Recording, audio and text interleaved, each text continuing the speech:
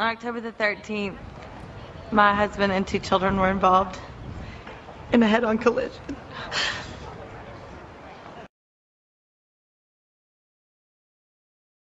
of a sudden, I see this sweet, precious little thing named Jillian Michaels come for me and say, "You, come to the treadmill and lay down." And I thought, thank goodness, because I am exhausted. That wasn't what she had in mind. She wanted me to lay down and grip underneath and hoist my body up 10 times. I'd like to remind you that I weighed 247 pounds and I was sweating profusely.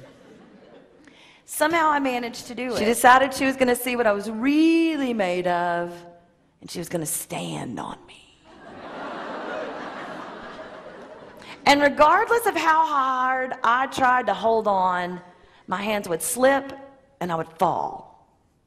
And I would grip again and I would slip and I would fall. Oh, and I was mad. Oh, because I am a perfectionist. Because I want to be strong and I want to be the best at things and I want people to think I'm great and that I'm doing a good job. And she made me fail.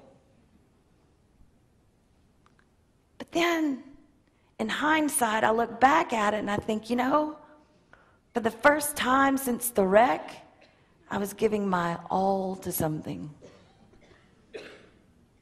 And my all wasn't good enough that day, but that was the start. Because had I never started there with that failure, I would never be standing here today with you. And faith is one of those funny things that you think you have until you're really tested, and then you have to figure out, do I really believe what I think I believe? And I can tell you, after a lot of soul searching, yes, I do. Yes, I do.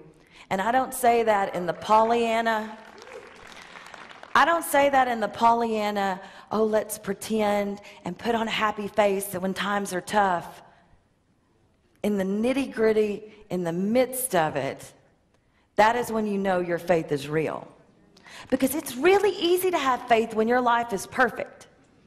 And I'm going to tell you, my life was perfect. I was one of those quirky couples that actually liked my husband. We got along really, really well. We were best friends. We laughed at each other's jokes because we really thought they were funny. We worked together, we played together, we prayed together, and it was good. And then I had this perfect, curly, red-headed, 5.5-year-old baby girl who my students described as the only 3.5-year-old that could quote world leaders while turning a cartwheel. And she was a delightful, delightful child. And then we had Caleb, our 9.5-pound, blonde-haired, blue-eyed baby boy. And our family, in my opinion, was perfect. And in the blink of the eye, life as I knew it changed. And I had a choice to make. Do I really believe all the things that I thought I believed? And I do. I did then, and I do today. That doesn't lessen the hurt. It doesn't lessen the tears. It doesn't lessen the sorrow, but it gives me hope. And that hope is available to each and every one of you sitting here today.